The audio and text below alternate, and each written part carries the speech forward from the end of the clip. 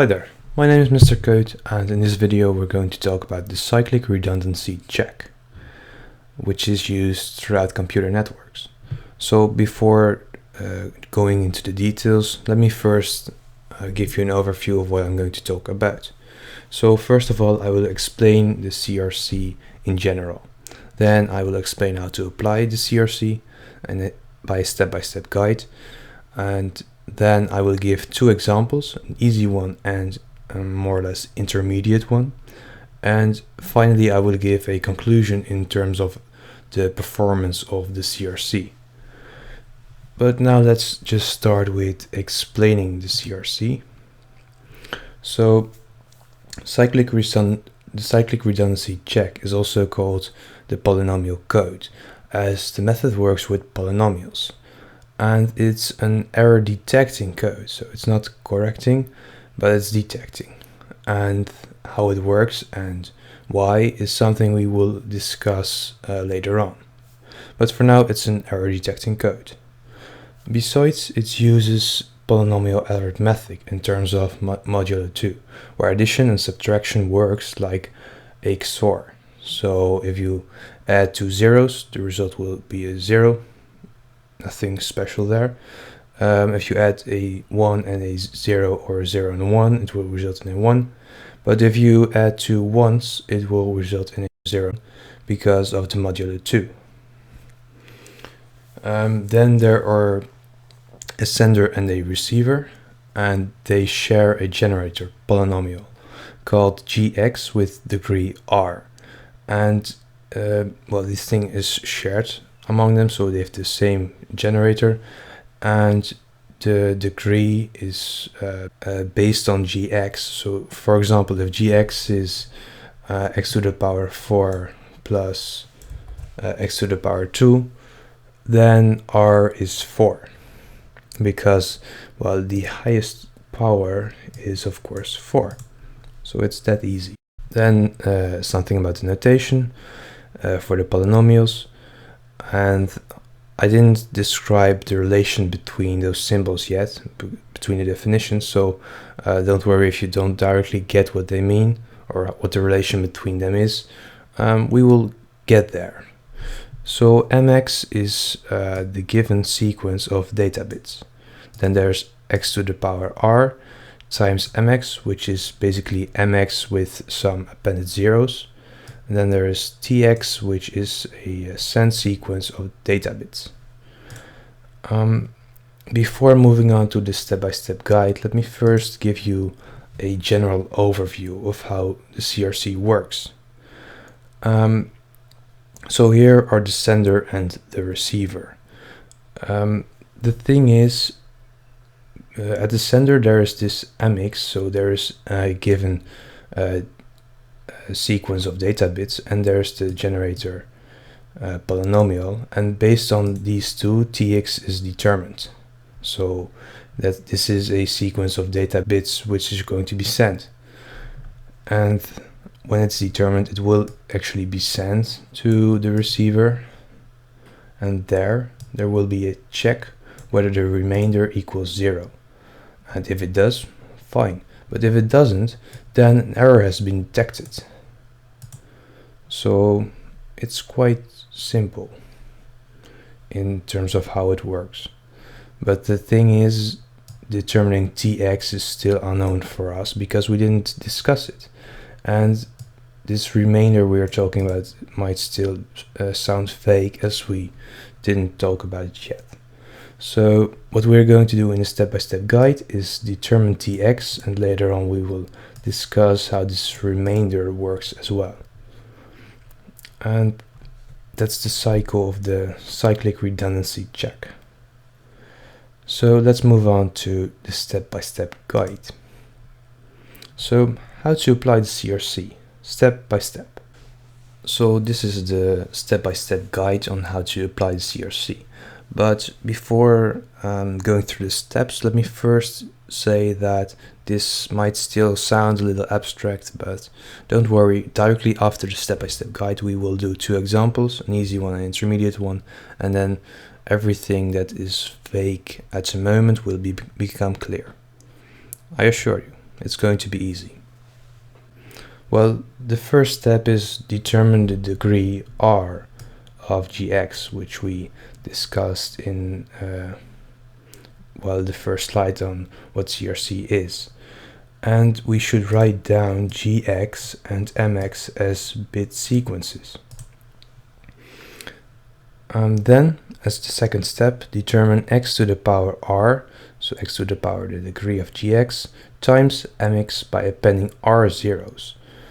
You could also, to mx, you can also say that you append the length of gx minus 1 to this amount to mx, because this is basically the same. So we just append some zeros to mx, and we call this x to the power r times mx. Then the third step is determine the remainder by dividing x to the power r times mx by gx from the front until x to the power r times mx can't be divided anymore. And we move from the front until, well, we can't divide it anymore. And for this there are two cases. So there is a 1 at the front during the processing steps, and if that's the case we divide by gx, and if there's a 0 at the front, then we divide by a bit sequence of zeros with the same length of g as gx has. We can either do that, or we shift to the first one directly. These methods are actually quite the same, and we will see that when doing an example, so don't worry, everything will become clear. And the fourth and last step is determine the message to be sent, so tx, by adding the remainder to x to the power r times mx. So we determined the remainder here, we determined x to the power r times mx here, and now we're just going to add them together, and that's basically tx. So now we've been through the step-by-step guide, let's go to the exercises. So this is the first exercise. It's relatively the easy one, and the exercise is that given our gx is x to the power 3 plus x plus 1, and mx is x to the power 3 plus 1, determine the message to be sent, so determine tx. And if this is the first time that you're solving such an exercise, I think it could be really brave if you would just pause the video, try it, and come back for the answer. So if you would do that, I think that would be really brave. And if you've already seen such an exercise, just try it and come back later on for the answer. For now, I will discuss the answer. So let's do that. I'm just going over the steps again. So the first step was determine degree r, determine mx in terms of the bits, and as well as gx. So the degree r is 3. That's because the highest power of gx is 3. So that's r. Mx is 1001, as at the third position there is a 1 because there is an x for it, and the 0th position there's a 1 as well because this is basically x to the power 0, which is always 1. And you can determine gx in the same way, so this is 1 0 1 1.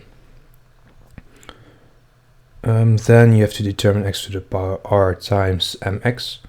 So we're going to just take mx, and we're going to append r zeros to mx, and r is 3, so we're going to append 3 zeros. And that's all I've done here. Then in the third step we're going through the computation process. So we just put gx here, we put x to the power r times mx here, and then we start at the front of the bit sequence, and we see that there is a 1, and of course there's a 1 at the beginning. So we're just going to apply a XOR on the first 4 bits together with the generator polynomial, and because the generator polynomial is 4 bits, we're just going to apply this part of x to the power r times mx that has 4 bits every time, and we're just going to shift 1 step to the right every time. So there's a we're just going to do XOR, so this results in 0, of course, and this as well. 0 and 1 is a 1, and 1 1 is a 0, and then because we shifted 1 place, we're going to append the 0, one of the next bits of x to the power r times mx, so the 0 comes here. But now there's a 0 in front, and do you remember what I said when a 0 is at the front? We have to do this step. So we either do the same but with a sequence of zeros which has the same length as gx, or we just shift to next to the first one.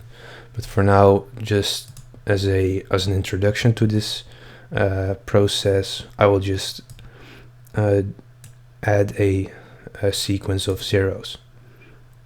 So I did that there. Later on I will explain the other method, which is well, more intermediate somehow. So this is the result. There is only one here, so the result is 1 0 0 0, and we've appended this 0 here. Then we're going to do the XOR with the generator polynomial again, because there's a 1 at the front. Then this is the result, and because there's a 0 at the front, we're going to do the XOR operation again with the zeros. And then we have 3 bits left, so this amount of bits is too small to do XOR operation again with the generator, which has 4 bits. So this is the remainder, and this is it for the computation process. So the other method, with directly shifting to a 1, works quite the same, but when there's a 0 at front, we just don't process it. We just have a look at what happens. So we see that a 0 and a 1 result in a 1, and before there are only zeros, so we start from this position, put a 1 here, and then we write down the next 4 bits. So we get these 2 zeros in order to get the 4 bits again, and then we apply the generator polynomial because there's a 1 at the front, and we do the same again until there is a 1 as a result, and then try to get 4 bits again, but the result consists of 3 bits, which is smaller than the generator polynomial, so this is just a remainder. You can choose both ways to do it. They will always get the same remainder because they do basically the same. The first one is more easy, the second one might be faster. And as the last step, determine tx. So tx was the sum of the remainder in x to the power r times mx. So we determined in x to the power mx in the second step. We determined the remainder as well. So we just sum these up, and this is 1 0 0 1 1 0. And this is the message that we're going to send. So that's it for this exercise. This is the answer to the exercise. Let's just go for a moment back to this overview. So we have determined tx.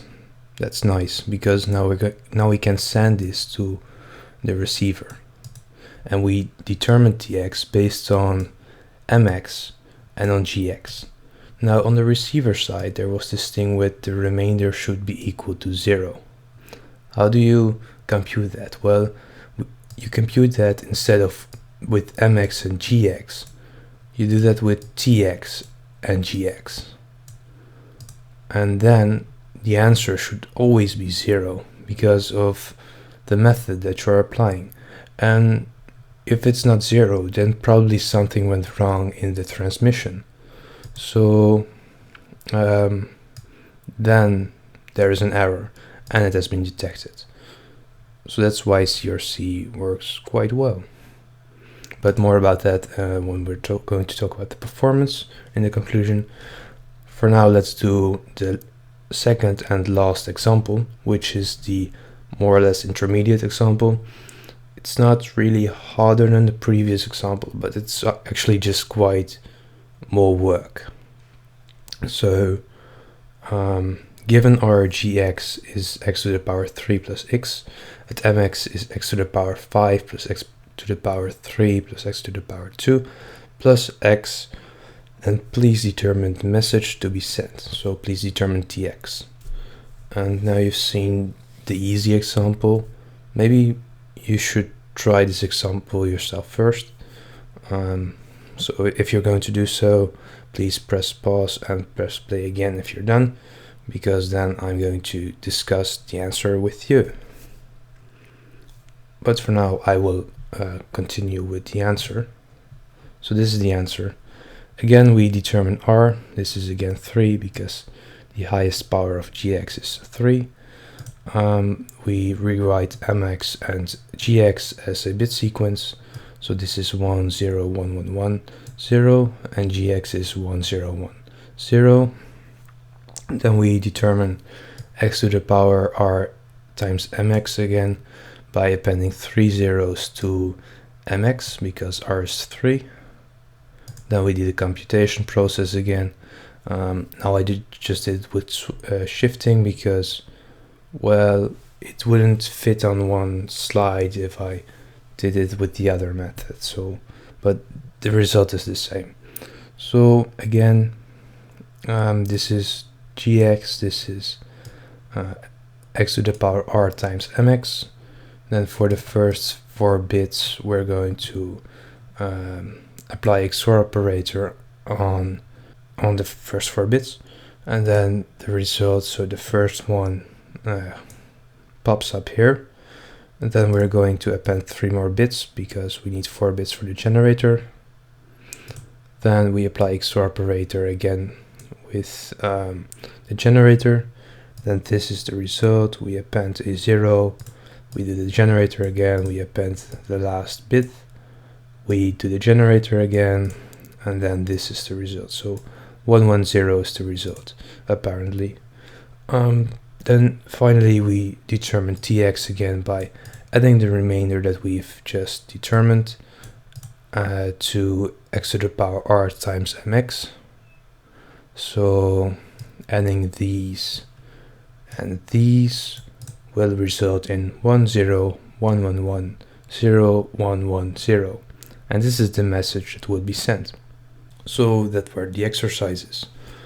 Let's now, before ending the video, give a conclusion on the performance of CRC. So CRC detects all single bit errors, and if you're choosing an appropriate GX, it also detects all 2-bit errors, all odd amount bit errors, all burst errors with a length that is smaller or equal to degree r. So it detects quite a lot. So it's, in general, quite a good method for error detection, which is a very nice thing. And overall, CRC is very simple to implement in binary hardware. It's easy to analyze mathematically, and as shown above, it's good at detecting common errors which are caused by noise on transmission channels. So in general, CRC is a very good method in error detection, and that's something that just makes us happy, right? So I guess that's it for the video. I've explained what CRC is, how you should apply it by a step-by-step guide. We've been through some examples, so probably you can now determine TX for like every GX and MX that are given. And well, you know something about the performance of CRC. So I think that's a nice thing for this video. and that's it.